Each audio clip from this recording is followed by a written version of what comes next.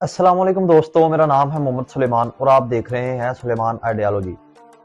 दोस्तों, पिछली वीडियो में मैंने आपके साथ ये वीडियो शेयर की थी कि किस तरह सिखों ने पैसे देकर हुकूमत बरतानिया से कश्मीर का सौदा किया और उसके जो दो बड़े सिख सरदार थे, प्रताप सिंह और हरि सिंह, उनके करतूत क्या थे। तो आज हरि सिंह को ही शुरू करते हुए मैं आगे वीडियो लेकर जाऊंगा, जिसमें मैं आपको बताऊंगा कि कश्मीर में हरि सिंह की हुकूमत के दौरान क्या मुजालिम ढाए गए मुसलमानों के साथ और उसके साथ साथ मुसलमानों की सियासी जद्दोजहद क्या थी। किस तरह रावलपिंडी के 30 लोगों ने मिलकर हरि सिंह की हुकूमत के खिलाफ ऐसे इकदाम उठाए जो कि तारीख में लिखे गए, और किस तरह सियालकोट के कुछ लोग उन्होंने मुसलमानों की जो ये तहरीक थी कश्मीर के लिए उसमें अपना हिस्सा क्या डाला। इसके साथ साथ कादियानियत के लोगों ने किस तरह तहरीक आजादी कश्मीर से बहुत ज्यादा फायदा उठाया और अपने दीन की जो सरबुलंदी है उसके लिए कोशिशें की। तो आज की वीडियो स्टार्ट करने से पहले मेरी गुजारिश है कि मेरी वीडियो को मुकम्मल देखिएगा ताकि आप तारीख के एक एक पहलू को मुकम्मल तौर पर जान सके। तो मुसलमानों पर ये जो मुजालिम का सिलसिला है ये शुरू होता है 1931 में। 1931 में महाराजा हरि सिंह के खानदान के लोग मुसलमानों पर माली तौर पर मुजालिम करते हैं। ये मुजालिम लूट मार के होते हैं और मुसलमानों की बर्दाश्त में भी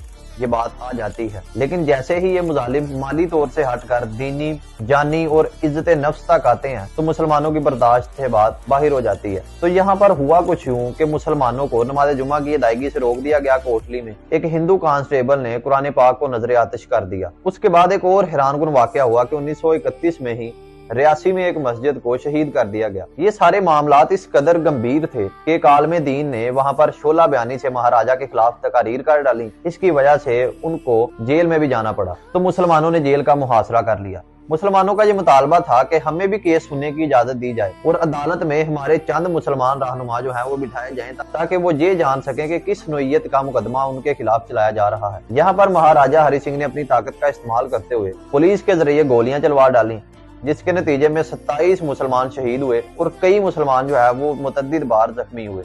3 दिन बाद श्रीनगर में लोगों पर सीधी गोलियां चलाई गईं, जिसके नतीजे में मुसलमानों का खून एक बार फिर चौराहों पर बिखरा मिला। ये सारे मामला जब बर्रे सगीर के मुख्तलिफ इलाकों पर पहुंचे तो मुस्लिम रहनुमा लाहौर में इकट्ठा होना शुरू हो गए। यहाँ पर एक बहुत बड़ा इजलास हुआ जिसमें मुख्तलिफ मुल्की रहनुमा शामिल थे, जिनमें अल्लामा मोहम्मद इकबाल रहमतुल्लाह अलैह, ख्वाजा हसन निजामी, हसन फारूकी, चौधरी गुलाम अहमद और उसके साथ साथ शेख अब्दुल्ला भी शामिल थे। तो ये 5-6 रहनुमा और इनके साथ और भी मुस्लिम रहनुमा जो थे उन्होंने कश्मीर में शिमला कमेटी का क़याम अमल में लेकर आए। इस कमेटी का मकसद ये था कि कश्मीर में जो मुजालिम ढाए गए हैं उनकी तहकीकात करवाई जाए। बदकिस्मती से इस इजलास की सदारत मिर्जा गुलाम अहमद कादियानी के बेटे बशीरुद्दीन महमूद को मिल गई। तो वीडियो स्टार्ट करने से पहले भी मैंने आपको बताया था कि मैं आज बताऊंगा कि कादियानियत ने तहरीक आजादी कश्मीर से किस तरह फायदा उठाया। तो ये वो बात मैं आप शुरू करने जा रहा हूँ कि जैसे ही मिर्जा बशीरुद्दीन महमूद को इस इजलास की सदारत मिली तो कादियानियों ने इससे गलत फायदे जो है वो उठाना शुरू कर दिए। वो हिंदुस्तान के मुख्तलिफ इलाकों तक पहुंचे,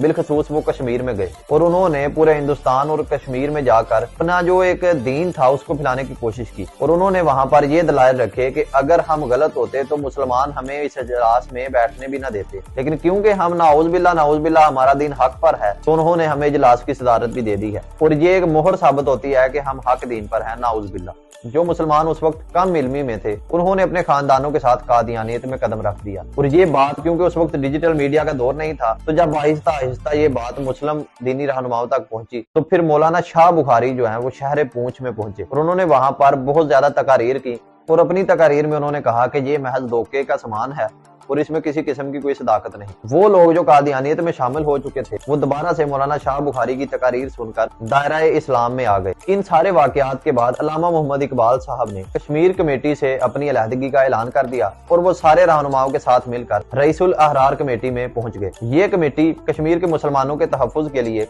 महाराजा हरि सिंह के पास पहुंची और उससे उन्होंने ये मुतालबा किया कि जो मुसलमानों पर मुजालिम ढाए गए हैं उसकी तहकीकात कराई जाए। लेकिन हरि सिंह ने यहाँ पर फिर अपने मगरूर होने का दावा दिया और उसने मुसलमान रहनुमाओं को वापस भेज दिया। जब ये मुसलमान रहनुमा अपने मुख्तलिफ इलाकों में पहुंचे तो इन्होंने वहां पर जाकर ये सारी दास्तान खोलकर बयान कर दी। मुसलमान जो कि पूरे हिंदुस्तान में मौजूद थे ये बात सुनकर बहुत ज्यादा गमो गुस्से में आ गए। तारीख गवाह है कि हिंदुस्तान में तहरीक आजादी कश्मीर के लिए सबसे पहले उठने वाला जो एक जत्था था वो सियालकोट से निकला।